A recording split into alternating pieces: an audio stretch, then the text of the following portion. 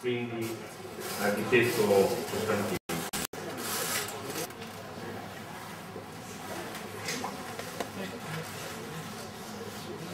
Sì, avevo preparato anche delle slide per mostrare ciò che prevedono le tavole di elaborati grafici del piano territoriale regionale, di quello della provincia di Rovigo e anche il PAT dei comuni del Tizi. Tuttavia credo che i tempi siano troppo stretti, quindi faccio solo delle considerazioni più di carattere generale. Il piano territoriale regionale di coordinamento, il secondo piano del Veneto, è stato adottato nel febbraio del 2009.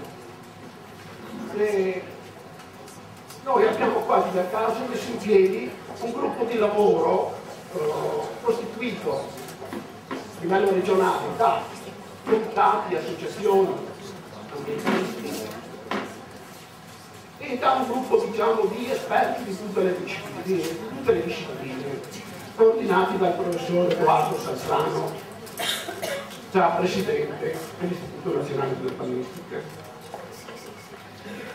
E da ciò è scaturito un documento molto ponderoso di ben circa 150 pagine, dove abbiamo analizzato appunto ciò che ci propone la Giunta regionale veneziana. E quindi i comitati e le associazioni presenti sul territorio hanno presentato 15.000 osservazioni al piano territoriale regionale, non solo di critiche ma anche di proposte. In sostanza, quali critiche muoviamo al piano territoriale? Il fatto che parta da ottime e approfondite analisi, obiettive e molto autocritiche sul modello veneto, sull'urbanizzazione diffusa, sulla disseminazione di capannoni e case in ordine sparso, su tutte le conseguenze che ciò ha causato. Analisi ottime, un ottimo atlante degli ambiti di paesaggio che analizzano proprio in maniera molto puntuale anche il nostro territorio romesano, ma poi a un certo punto, quando si doveva passare dall'analisi alla vera e propria pianificazione, qualcuno, eravamo quasi alla fine dell'ultimo mandato di Galan, qualcuno, ovviamente Galan e la sua squadra, ha bloccato la fase di vera e propria pianificazione.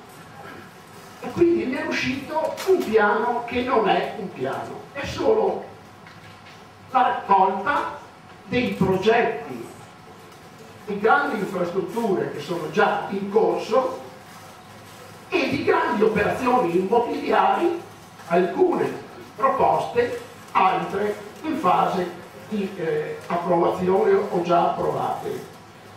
E non solo, è uno strumento perverso come quello di progetti strategici a regia regionale entro il quale ci può stare tutto, qualsiasi cosa, bypassando anche le volontà di enti locali. Fra questi, quindi possiamo metterci dentro di tutto e di più. In primo luogo le grandi operazioni immobiliari come questi giorni avete sentito parlare Veneto City, il quadrante di Tessera, Verona Motor City, ma anche altre, molte altre. Per esempio uno dei progetti strategici è quello per la diportistica, che interessa anche aree del delta del Po. Se ci dicevano prima gli amici emiliano-romagnoli, la regione Emilia-Romagna parte dal presupposto che ormai tutti sono consapevoli della tutela dei beni ambientali, non c'è più bisogno di regole.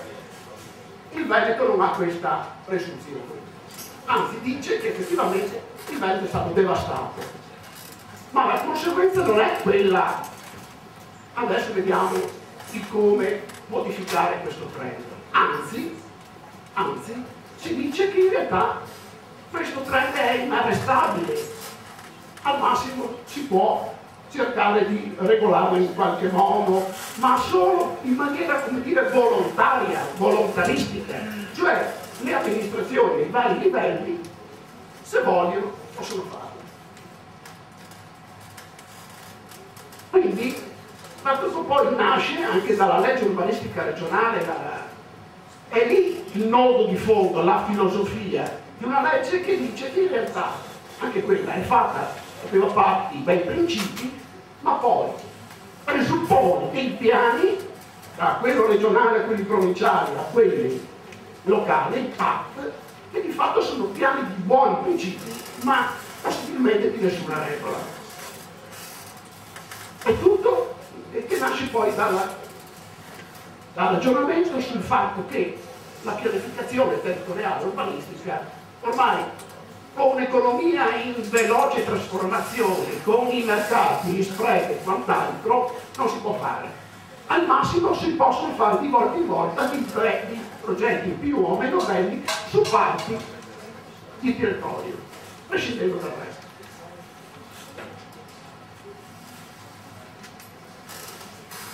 Allora, per quanto riguarda un nodo di fondo, una critica di fondo che abbiamo mosso, che ha colto anche le segni al piano territoriale adottato dalla Giunta Galani, è che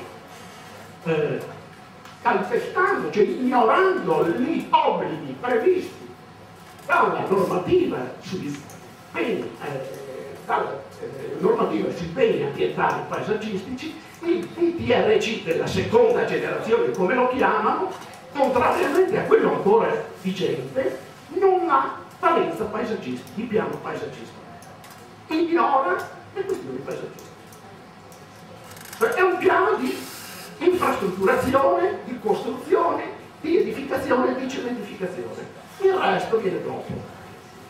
Questa critica, che poi costituiva anche una evidente segnalazione di violazione di legge, ha portato al fatto che dopo l'adozione e dopo la valanga di critiche che sono state mosse non solo da noi ma anche dalle associazioni economiche, per esempio le associazioni di commercianti, sulla proliferazione dei centri commerciali, dopo di ciò è stato fatto l'accordo Stato tra il Ministero dell'Ambiente e dei beni culturali e ambientali e la Regione Veneto per l'accordo di copianificazione e di traduzione del PDRC in un piano paesaggistico regionale.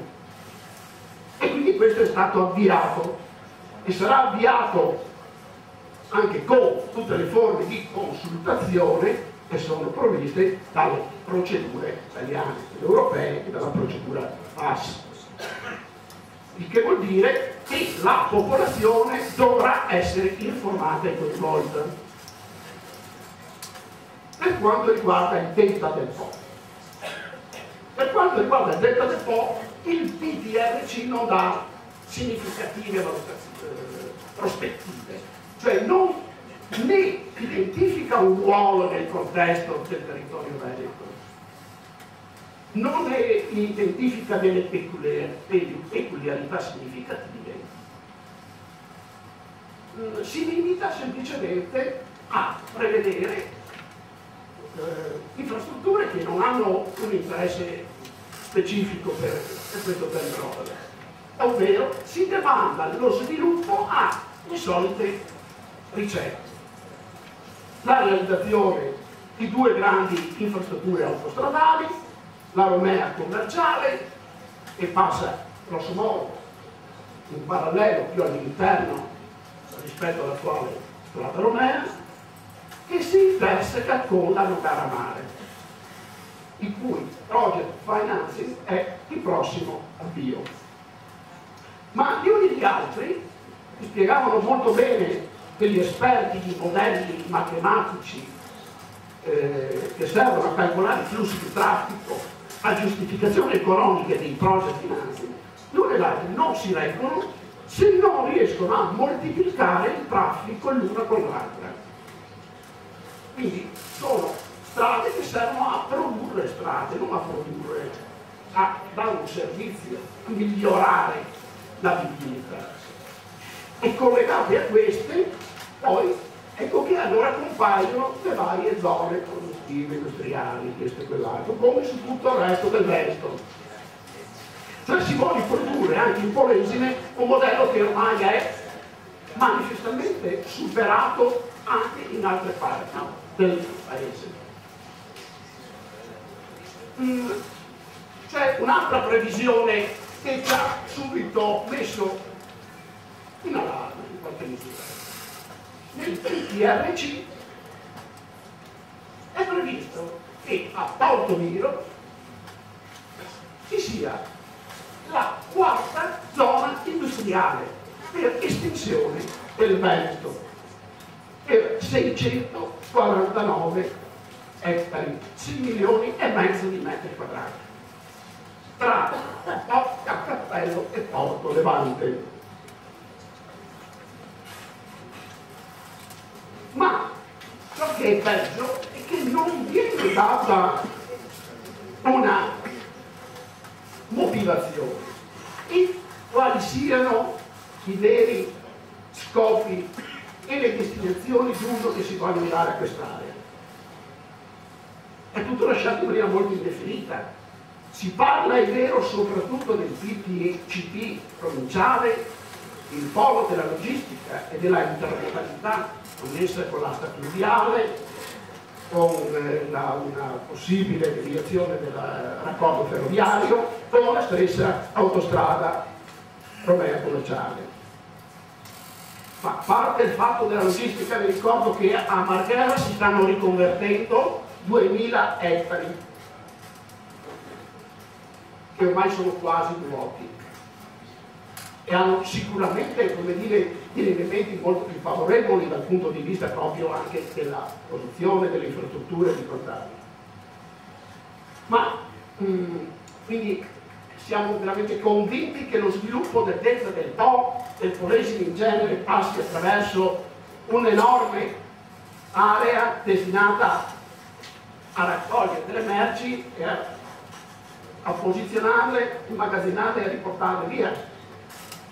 Intanto, come tutti sanno, la semplice logistica, cioè i depositi merci, non producono valore aggiunto, non producono posti di lavoro, producono solo un grande consumo di territorio e tutto ciò che ne consegue. Quindi, semmai. Ma è questo l'unico, perché se questo è lo scopo di quest'area, credo che sia davvero veramente illusorio, non so, almeno a dir poco illusorio pensare di sviluppare questo territorio con questo tipo di aree. Ma non è che è possibile, e come già succede, sta succedendo a Civitavecchia, la centrale riconvertita a carbone non produce un indotto dovuto al fatto di dover, per esempio, smaltire 300.000 tonnellate di gessi che vengono prodotti ogni anno per i processi di desolforazione. E con i gessi, allora i gessi si riutilizzano in impianti per la produzione del clinker o cementifici.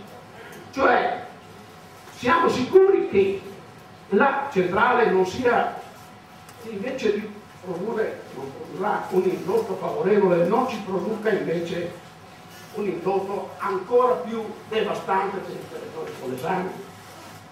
Queste sono domande che ci poniamo. Certamente molto dipende anche dalla volontà, per esempio, del sindaco di Portomiro. È lui che deve decidere in qualche misura, ma anche della provincia, che cosa ci vada in quelle aree, che cosa non ci deve andare. Ecco, quindi è poi c'è un'altra grande questione. Il Polesine è indicato, questo sì, nei programmi ufficiali e ufficiosi regionali, ma in quello che materialmente sta avvenendo, come un polo energetico. Anziché un parco naturale, quindi un parco energetico. Perché non c'è solo il problema della centrale a carbone, lo sapete tutti, c'è una grandissima centrale a turbogas all'Oreo, a pochi chilometri da qui, e poi c'è tutto il problema degli impianti di biogas, biomasse e quant'altro, che rischiano anche quelle, portando su il prezzo di affitto dei terreni, a riconvertire tutto il territorio polesano. Ci vogliono 400 ettari per una centrale da 1 megawatt, riconvertire il territorio polesano e i dintorni in produzioni, in monoculture di granella di mais e quant'altro che servono a alimentare questo tipo di centrali. Questo sì, producendo anche degli effetti negativi non solo sull'economia ma anche sul paesaggio e sulla biodiversità. Ecco, queste sono alcune considerazioni che meriterebbero certamente di essere approfondite. Solo una cosa per concludere: nessuno di noi pensa, credo, che il parco debba essere una specie di Disneyland naturale, un parco di divertimenti dove la gente fa la comparsa, gli abitanti fanno la comparsa, come gli indigeni dell'Amazzonia con i turisti occidentali che vanno a vederli. Questo è, credo che è una cosa.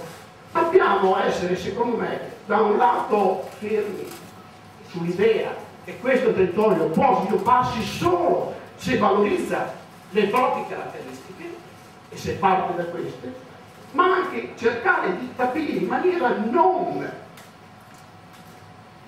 come dire, non ideologica, ma in maniera scientifica, in maniera approfondita, valutando bene anche le esperienze analoghe migliori, quali siano le attività compatibili e destinate a essere anzi valorizzate e valorizzare questo territorio. Questo è il nodo di fondo. E allora dico solo quest'ultima cosa. L'occasione per questo tipo di approccio c'è, se la si vuole togliere. La Regione Veneto ha avviato proprio da qualche mese il piano paesaggistico dell'area del Delta del Po, non assieme, contemporaneamente a quella della laguna di Venezia. Questo costituirà anche varianti l'aggiornamento del piano d'area. E attenzione che il piano d'area di Regione Veneto in qualche caso si sono prestati di fatto ad avallare tutte le scelte non di tipo ambientale, ma ad avallare invece tutte le scelte di vari sindaci e tutte scelte piuttosto scoordinate e immotivate. Ma dico, prendiamolo in positivo. Nei prossimi settimane, nei prossimi mesi la Regione Veneto dovrà avviare tutto il processo di partecipazione e di coinvolgimento del territorio del Delta del Po per poter fare il piano paesaggistico e il piano d'area. E su questo io credo che ci giocheremo parecchio. Se il piano d'area deve semplicemente fare la fotocopia di tutto ciò che è previsto in ordine sparso nei PAP comunali, più dei progetti magari strategici o delle infrastrutture che vuole l'assessore regionale, che ben conosciamo, credo che non andiamo molto in là. Dobbiamo cercare, secondo me, intanto di muovere l'opinione pubblica, di tenerla informata, perché io non vedo tanti protocolli. Non credo a soluzioni leninistiche, tra virgolette, che riescano a imporre il parco se la popolazione non lo vuole. Io credo che dobbiamo però vincere delle resistenze anche culturali che molte volte sono state anche indotte dai gruppi di pressione che sono contrari per motivi di interesse. Pensiamo ai cacciatori, per esempio, pensiamo anche purtroppo all'Enel e ai suoi amici, infondendo anche il timore che il parco equivalga al blocco di qualsiasi sviluppo. Vediamolo in maniera positiva. Però, ripeto, su questo molto dipenderà da cosa riusciremo a fare sul territorio. La gente dovrà, secondo me, essere chiamata con dati certi, non con falsificazioni, eccetera, a esprimersi sul proprio futuro. Ecco, credo che questo sia un elemento su cui dovremo lavorare nei prossimi mesi.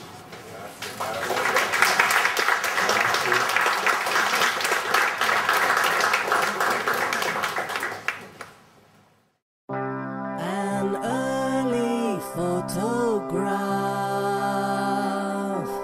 of a young brave with a confident grin,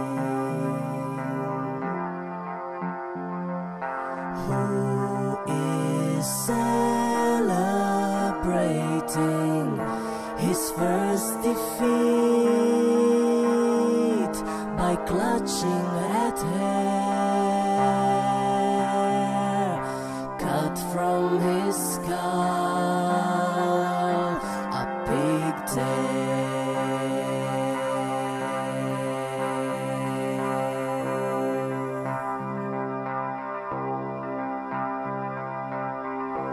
Enter the modern man, like a young brave with a price on his head.